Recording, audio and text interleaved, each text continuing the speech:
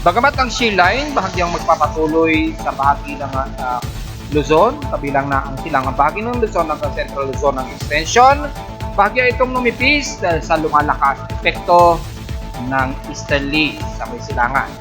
Epekto na ito ay magdudulot ng mga localized thunderstorms, lalo na sa bahagi ng silangan ng bansa. At mga lugar na uulanin ngayong araw, epekto pa rin ng ilang shear line at mga trough sa kanlurang bahagi ng Visayas, ating aalamin.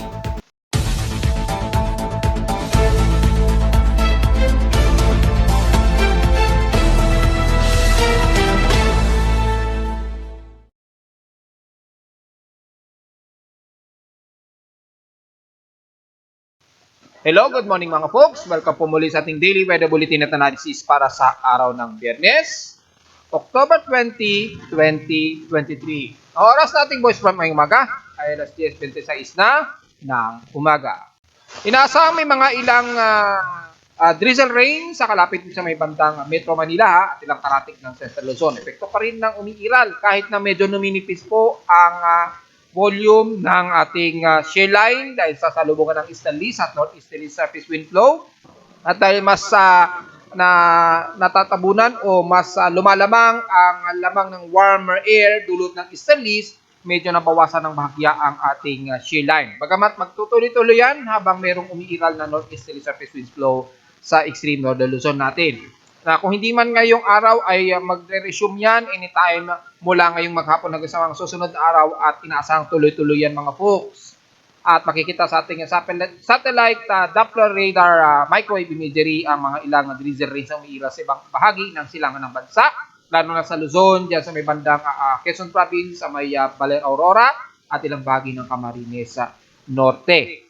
Sa bahagi naman ng Central Luzon ay medyo may mga drizzle rains tayong medyo iiral dyan yung parang mahinang pag-ambon dahil sa kapag yung water moisture ay very saturated na, ito ay bigla na lang babagsak na parang wisik at mararanasan ninyo yan mas madalas dahil sa ating shear line. At may mga ilang pagkulog at pagkidlat base sa ating lightning detection system dyan sa bahagi ng Kasiguran at bandang Palanan Isabela. Ingat na lamang po. Sa off-coast naman ito, so sa mga mangingisda natin dyan, ingat na lamang sa mga pagkulog at pagkidlat. At sa ating current conditions overcast, medyo hazy po tayo ngayon at may mga ilang drizzle rains nga, gaya na aking nabanggit ngayong araw. Malamang sa ibang parte ng Metro Manila ito, maaaring dyan sa may bandang Quezon City o kung hindi man, dyan sa may bandang Cavite, Parañaque area. Magdala na naman ng pananggalang sa ulan. At dahil panandalian lang naman yan at maaaring hindi naman din magdamagan at kadalasan mga hazy drizzle rains lamang. At bukod sa mostly clouding, iiral din sa Metro Manila ay asahan din ang mga ilang medyo makulimlim ang areas ng Metro Manila dahil nga po sa medyo maulap ang ating maghapon. Epekto ng ating shear line population. At sa ating lowest temperature na itala na weather station ngayong araw, kaninang 4:19 AM, nasa lowest of 25.2 degrees Celsius. Kahapon napagtala kami ng pinakamataas na 27.5 degrees Celsius. So ramdam na ang ating amihan sa Metro Manila dahil napakababa na ito na may tuturing dito sa amin sa Caloocan. Kahapon ito ng hapon, 1:17 PM. Pero kung titingnan natin ang heat index, well, wala tayong masasabi dyan dahil nasa baba lamang na nasa 31.3 degrees Celsius ang heat index dito sa amin sa Caloocan. So, inaasahang may mas mangunguna sa amin kung itatabi natin sa heat index na Pag-asa kahapon. Ay nangunguna po ang Dagupan City dyan sa may Pangasinan na nasa 44 degrees Celsius. Halos mga pangalawa lamang ang bahagi ng Puerto Princesa, Catarman Northern Samar, ilang bahagi ng Rojas City sa Capiz, and the rest ay pumapangatlo na at ito'y nasa 42 degrees Celsius na hindi na masyado concern. Pero sa ating PH Extremes in past 24 hours, nangunguna naman ang bahagi ng Mindoro ulit sa may San Jose at 35 degrees Celsius ang kanilang alinsangan. Sa pinakamababa naman sa Baguio City ay stationary lamang almost at 17.6 degrees Celsius na mababang temperaturas dyan. At sa inulan naman ang Kasiguran Aurora, ang inulan ng all halos violent rain showers na nasa 106 mm ang total rainfall. Kahapon dito sa Caloocan, halos moderate lamang o light to moderate lamang na umabot lamang ng total of 4.5 millimeters ang total rainfall sa amin dito sa Caloocan. So sa loob ng isang linggo, halos 3.6 millimeter lamang ang total rainfall sa amin sa Caloocan. So ibig sabihin lamang way below normal ang total rainfall. Nasa 169.8 millimeter lamang ang total namin sa ngayon sa buong buwan ng Oktubre. So very below normal ang aming ulan ngayon dito sa Caloocan City. Sa ating outside humidity ay katamtaman muli, 76% po ang ating outside humidity at bumababa ito ng 5% since last hour. Mataas ang ating atmospheric pressure, expected na po talaga yan dahil sa ating amihan na nasa 1,012 hectopascals. At mababa ito, slowly daw itong bumababa since last hour. So take note yan mga folks. Sa ating air quality, dahil po sa epekto ng hazy, medyo naiipon na naman ang lower altitude ng ating pollution, ay nasa 71 po ang ating pollution index or nasa air quality of 21.38 micrograms per cubic meter ang ating 2.5 particulate matter. Magmas po tayo mga folks dahil mapolusyon na naman tayo at sa ating high tide and low tide status ay manatili pong low tide tayo sa Manila Bay sa loob ng 14 hours and 13 minutes. Kaya medyo layo-layo muna sa pangpang ng Manila Bay sa mga malilit nating mangingisda dyan. Sa Almanac naman ay sumikat po ang ating haring araw kaninang 5:48 AM at lulubog ito mamaya 5:33 PM. At sa ating waxing crescent at 29% na po ang illuminated. Malapit na mong mag-full moon at mag-partial lunar eclipse. Sisikat po ito mga ngayong 10:40 AM. At inasang lulubog ito mamayang gabi na at 10:01 PM. At sa ating local weather outlook para ngayong weekend, magiging partly cloudy nga po at magiging hazy po at may mga pag-ulan tayo na nasa 100% ang aasahan ngayong maghapon. Bukas, ganoon din, magiging maulap din ang papawirin na may mga localized thunderstorms din at medyo mababa ang chance na pag-ulan at 67% pero mataas pa rin ito kung matutusin. Sa highest and lowest temperature expected in 2 days ay nasa 27 to 31 degrees Celsius and lowest temperature expected ay nasa 24 to 25 degrees Celsius. Sa tsansa ng babayin, medyo nakataas ang bahagi nito ng bandang Quezon City at Pasig hanggang dyan sa may bandang Quezon Province, hanggang Lucena City, hanggang dyan sa may kaduludulan na po ng Atimunan, Quezon. At mula Baler Aurora hanggang Kasiguran, nakataas daw po sa red flood warning ang potential na babahin dyan according sa DataPid General Flood Advisory and Warnings mula kay Pag-asa. So take note yan na lamang na yung mga folks ngayong maghapon kung sakaling ulanin kayo ng matitindi dyan, maging sa Polillo Islands. May mga pag-alon ba? Yes, dyan sa may bandang extreme northern Luzon mula sa may Batanes Group of Islands at Ilocos Norte hanggang sa bahagi niya ng off-coast lines ng Apari ay medyo tataas po hanggang 1.25 meters ang taas ng alon sa loob ng 24 oras hanggang sa susunod na 24 oras. So kung maaari ay medyo restrain muna tayo dyan sa area na yan dahil medyo mataas po ang alon natin dyan dahil nga rin sa sumasabay na daloy ng streams ng ating northeasterly surface wind flow. So, kung maaari, sa malilit nating mga sasakyan pandagat sa may bandang Ilocos Norte of course at Apari of course at ilang bahagi ng Batanes Group of Island, medyo restrain po muna sila dyan, lumayag mula ngayong araw mga folks. Silipin din natin, alagay natin panahon ngayong araw, epekto ng shear line at salubungan ng northeasterlies at ng easterlies. Umiral po kasi ang easterlies sa may silangan ng bansa, so manatili pa rin ang epekto ng shear line dahil sa salubungan na ito ng northeasterly surface wind flow sa may Hilaga at salubungan ng easterlies dito sa may silangang Pasipiko. At ang easterlies, ang shear line na ito na mamamagitan dito sa may bandang Luzon o Hilaga silangan ng Luzon, damay ang Metro Manila, bagamat medyo numinipis dahil sa mas malamang po ang mainit na temperatura dito sa may silangang Pasipiko at medyo bahagyang lumayo o lumihis ng konti papunta dito sa may bandang patagos ng Batanes Group of Islands, yung mas malamig na parte, kaya yung malamig na dumadaloy dito sa pagitan ng shear line ay medyo mas kakaunti. So medyo kaunti lamang ang accumulated na mga kaulapan na magdudulot ng mga pag-ulan. Pero nanatili pa rin ang shear line sa pagitan na yan mga folks dahil salubungan pa rin yan ng malamig at mainit. At makikita natin sa ating infrared DNC o yung tinatawag na behavior water surface sa cloud and cloudiness ay makikita ay may mga pag-ulap sa bahagi nito silangan ng Luzon kabilang na ang Isabela area at Quezon Province. Asahan din ang mga pagkulog at pagkilat at mas madalas na uulanin sa bahagi ng yan kumpara sa bahagi ng NCR o sa may bahagi ng Metro Manila at Central Luzon. Magkaroon man ng mga pag-ulan dyan kasama ang Metro Manila, magiging isolated lamang ito at biglaan o paminsan-minsan lamang, typically light to moderate showers lamang. At mula sa bahagi na nalalabi ng Northwest Luzon, sa Ilocos Norte, pababa na po ng Pangasinan, magiging katamtaman din ang lagay ng panahon dahil kung titingnan natin ang heavy rain potential ay mababa lamang ang tsansa at mga ilan lamang na kaulapan ang iiral. Isolated and forecasted lamang ng mga uulanin sa bahagi na yan ng Ilocos Norte pababa ng bandang Bolinao sa Pangasinan at Dagupan. At dyan sa bahagi naman ng Cordillera Administrative Region, kabilang na ang Cagayan Valley ay magiging katamtaman, partly tumusrikaw din ng iral at isolated rain showers. All the way, pababa na yan. Kabilang na ang Calabarzon hanggang dyan sa baba ng Camarines Norte, magiging maulap at isahan din ang mga isolated showers na mas madalasan din ang uulanin kabilang na ang Metro Manila area. At sa bahagi ng Mimaropa, magiging katamtaman din ang lagay ng panahon, magiging maulap din at mga isolated scattered rain showers din ang inaasahang maghapon, so magdala ng pananggalang. Typically, drizzle rains ito at may mga ilang heavy rain showers lalo na sa may bahagi ng Puerto Princesa. Panandalian lang din ito, pasulput-sulput lang din ang mga pag-ulan, epekto ng salubungan pa rin ng ating easterlies at northeasterly surface wind flow na medyo lumalamig kasi ang portion nito sa pagitan ng northwestern Luzon at southeast ng parte ng Visayas at Mindanao.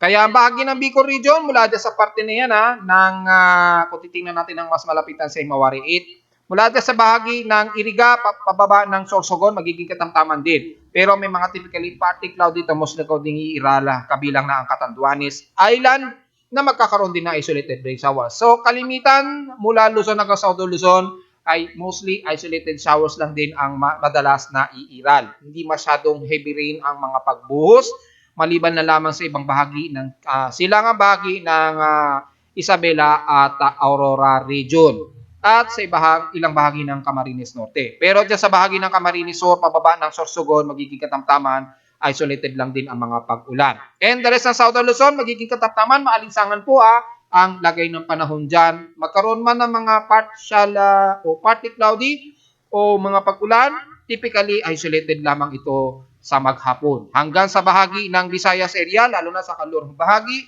ng Panay Island at Negros region, ay magiging partly tumusilikaw din lang din iiral. Isolated lang din at mga forecasted isolated rain showers lang ang iiral maghapon. Magkaroon man ng mostly na mga pag-ulan dyan sa may bandang Sipalay, Bayawan hanggang Dumaguete, at Siquijor ang mas typical na magkakaroon ng mga ilang light to moderate showers maghapon. Magdala ng pananggalang sa ulan at hindi lamang sa pananggalang para sa sikat ng araw, lalo na sa bahagi ng Kalibo at bandang Panay at Iloilo City. Sa Central Visayas, mula sa may Cebu at Bohol, magiging tamtaman din ang lagyan ng panahon at maalinsangan din matindi din ang sikat ng araw dyan all the way hanggang dyan sa may Eastern Samar region. Magkaroon lang din ng mga isolated rain showers. Medyo panandalian lamang ito at hindi nagtatagal.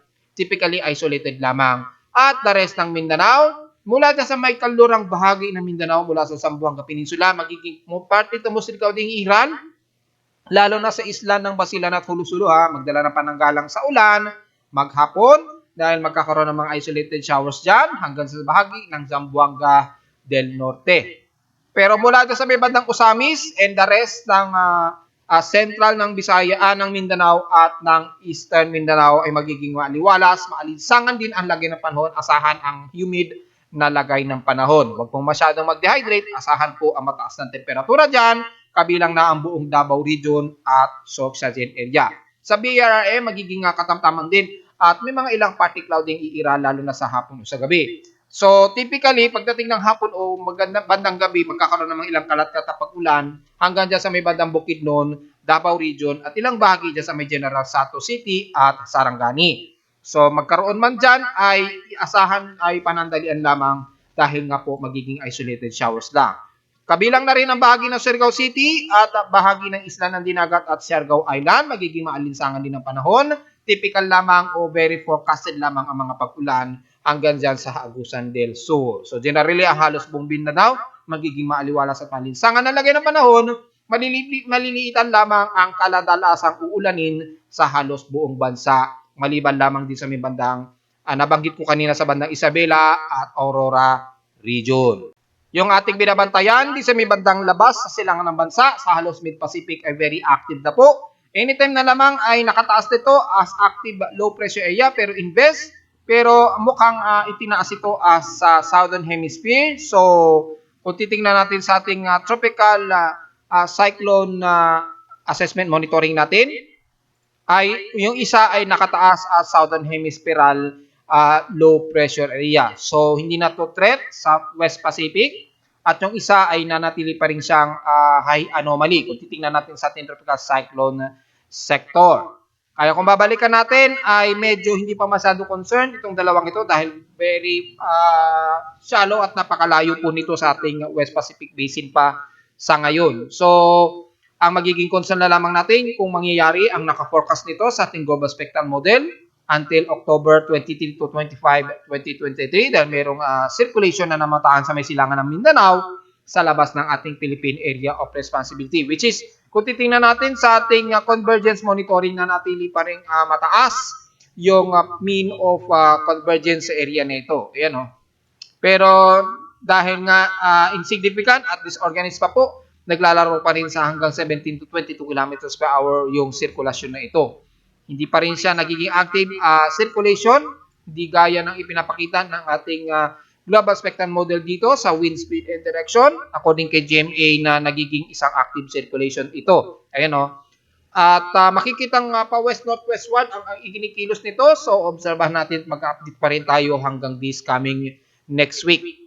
At maging sa kanyang sea level pressure, kung obserbahan natin, ay nagkakaroon na ng low atmospheric pressure malapit sa may Guam. So ito ay manatili nating babantayan hanggang October 25, 2023 mga poksa. Ayan o, may circulation na siya dyan, malapit sa may bandang southeast ng Guam. So medyo matagal-tagal pa ang progress kung magiging organized ito.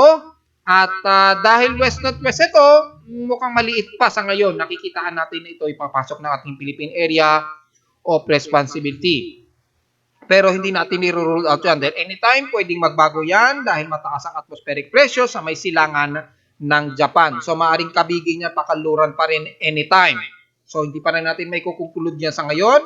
Kung titingnan naman natin sa kanyang computer models, ay sa ngayon ay very insignificant pa rin ang pinapakita ng GFS. Pero may tropical wave itong pinapakita dito sa may bandang southeast nga ng Guam, which is halos kapareho ng ipinapakita ng Japan Meteorological Agency sa ating ginagamit na tropical global spectral model radar. At mula naman sa SMWF, ganun din, halos wala pang ipinapakitang significant.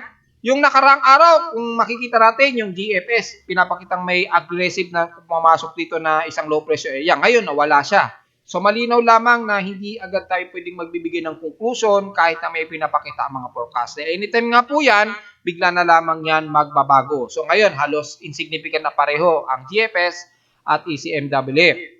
Kung kay NABDE naman natin magbabasihan na natili pa rin aggressive, yung ipinapakita dito, yung southeast ng Guam na ating binamantayan, naging isang ganap na tropical cyclone. According dito, ayan o, naging tropical depression at umabot sa tropical storm pa nga. At kumikilos ito pa north-westward. Bahagyang pa northwestward naman ang kinikilos niya. So, tingnan pa rin natin. Very insignificant pa talaga mga folks. Mag-update tayo hanggang next week. Dahil dyan pa lang natin malalaman ang consistency ng pinapakita ng forecast ng mga ito. Hindi pa masyado tugma-tugma ang ipinapakita ng mga computer models. At narito naman ating 3-day 20 weather forecast para sa araw ng weekend na ito, October 20, 2023.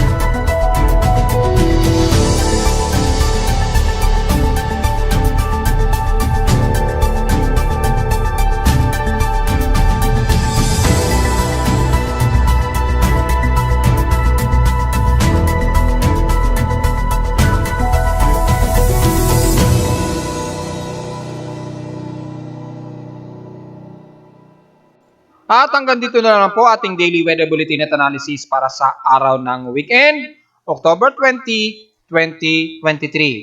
Huwag pong kalilimutan na mag-like, share, subscribe po sa ating YouTube channel at visit lamang anytime sa aking website na www.pimoweather.com para sa may papang detalye na gusto ninyong malaman na hindi natin nabanggit ngayong araw sa aking report at sa mga ibang data feeds mula sa iba't ibang weather agencies. Maraming salamat po mga folks and happy weekend po sa ating lahat.